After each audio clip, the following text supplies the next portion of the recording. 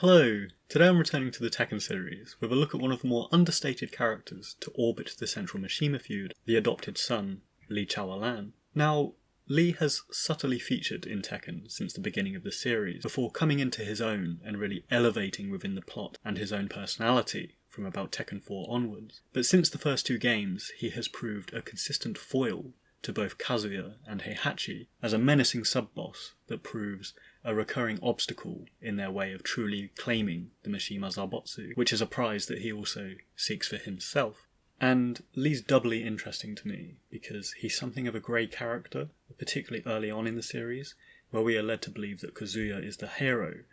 and thus by extension Lee is an obstacle to that. And this is evidenced further by Tekken the Motion Picture, which I've touched on a couple of times before, but in this movie, which is set across Tekken 1 and Tekken 2,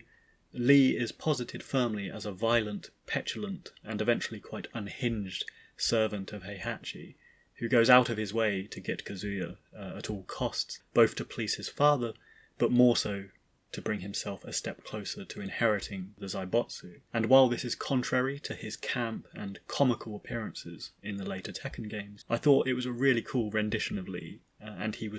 had to be positioned as a villain in this movie on account of the movie conveying Kazuya as the hero, and the movie largely being from Kazuya's perspective. But another thing the movie did really well, and bearing in mind that this was a period where the only story we could really glimpse from these fighting games was the intro and outro FMVs and the game booklets, is that the motion picture showed the volatile relationship between not just Kazuya and Heihachi, but Lee Chaolan as well, and this unfortunate, almost sympathetic role that he has as the third wheel between Kazuya and Heihachi. And I think the most fitting scene in the film that summarises this entire dynamic is after hastily being beaten by Kazuya in the penultimate fight scene, he is smacked aside by Heihachi and called worthless. So, despite being quite a villainous sociopath in Tekken the Motion Picture, I do hold a candle for Lee Chaolan. I really like him, and I just feel that in many ways he's another of Heihachi's victims. Moving into the games, as with many legacy Tekken fighters, Lee is absent from Tekken 3, but makes an emphatic return in Tekken 4, with quite possibly the most thinly veiled disguise I've ever seen as the character of Violet.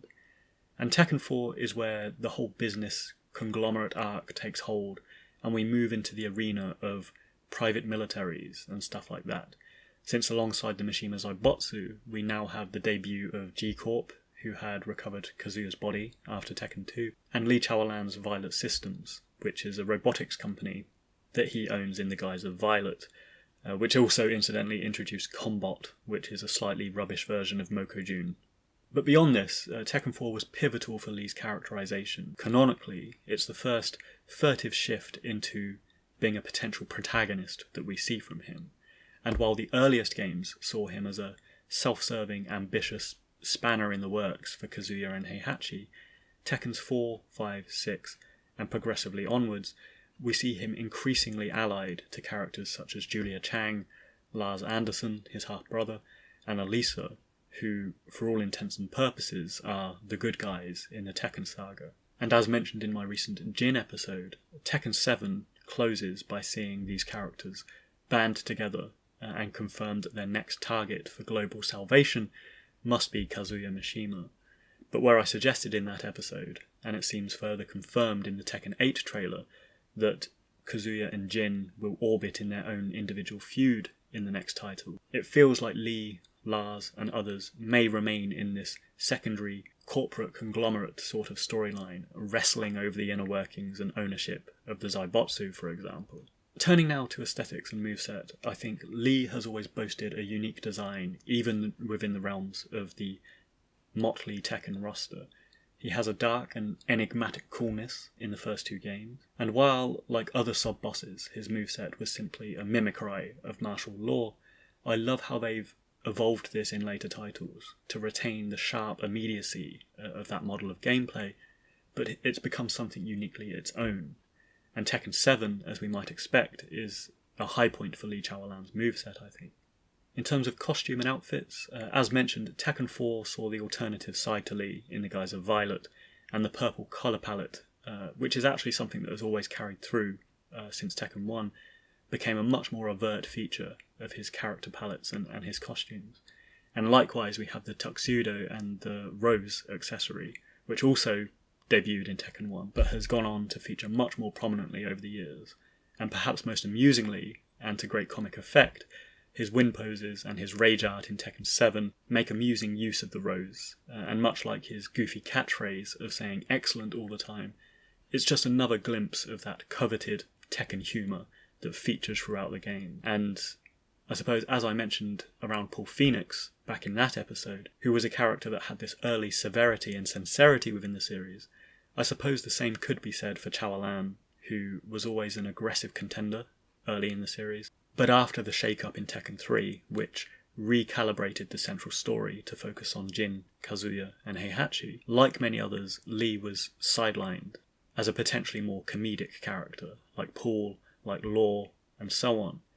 And while I think he works quite well in this role, and I do retain the affinity I had for him when I first played the games, I'm sure there's certain fans out there who might have preferred his more covetous, self-serving temperament that served him in the early story. And again, it's just another example of how the Tekken writers have changed things up and opted for a more light-touch storyline with its secondary characters. So there we have it, a brief look at Lee Chaolan, who remains an intriguing legacy feature of the Tekken cast and story. I've loved his inclusion from the outset of Tekken 1, and how he's operated so closely, but never directly complicated or detracted from the central Mishima story. And indeed, aside from Jun Kazama, he's probably the closest non-genetic Mishima to feature in the mainline story.